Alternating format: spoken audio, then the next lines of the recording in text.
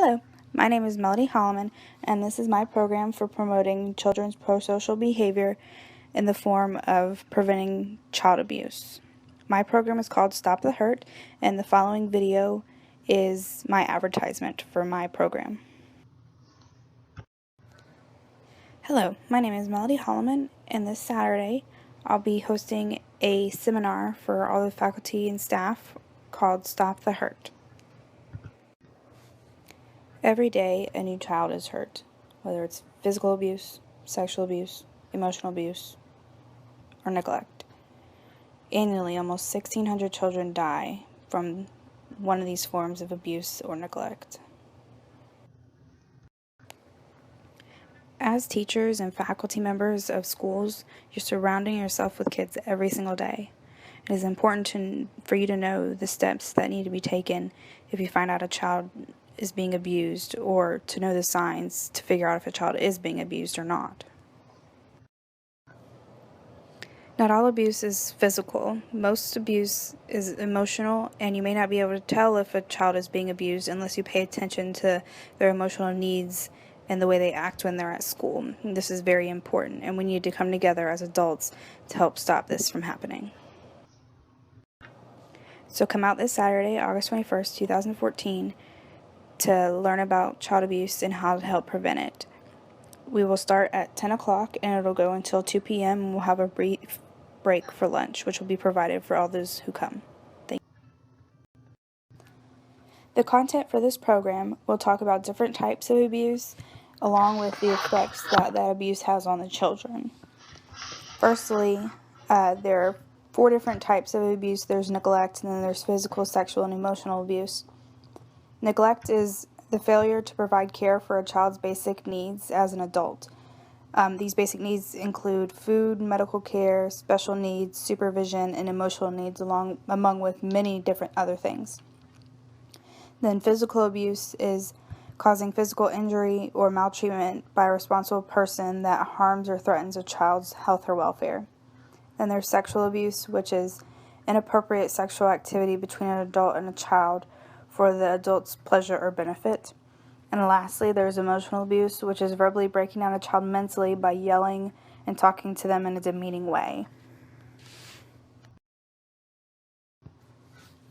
There are many different effects that come from child abuse, and these are just some of them.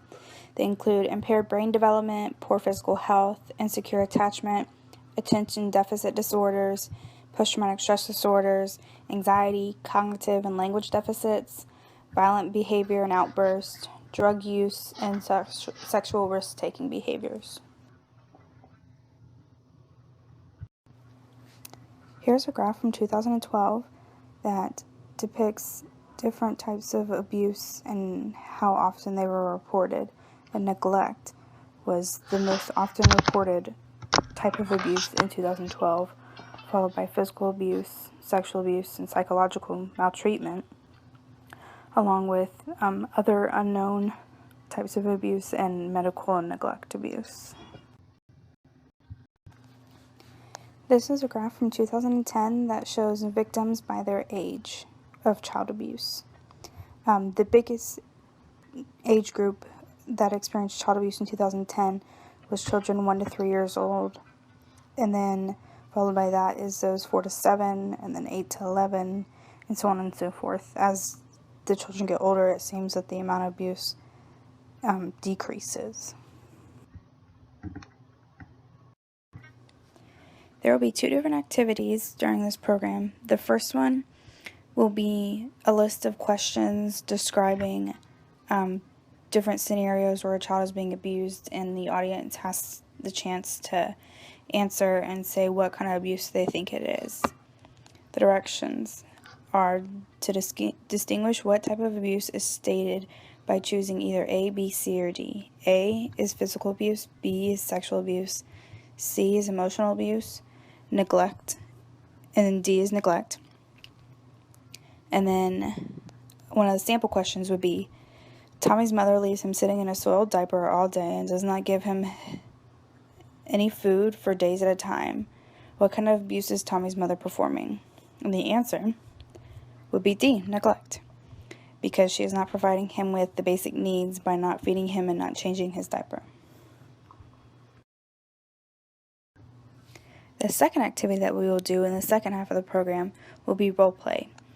And I'll have everyone split up into groups of 3 or 4, and everyone will be handed a description of a child describing their recent behavior and demeanor along with any physical marks that may be seen by a teacher. Everyone in the groups will take turns being the student and being the teacher and role-playing on how they would handle talking to a child who they think may be suffering from child abuse. We'll take about half an hour to do this activity because there's such a large group, and I want to make sure everyone has time to be both the teacher and the student.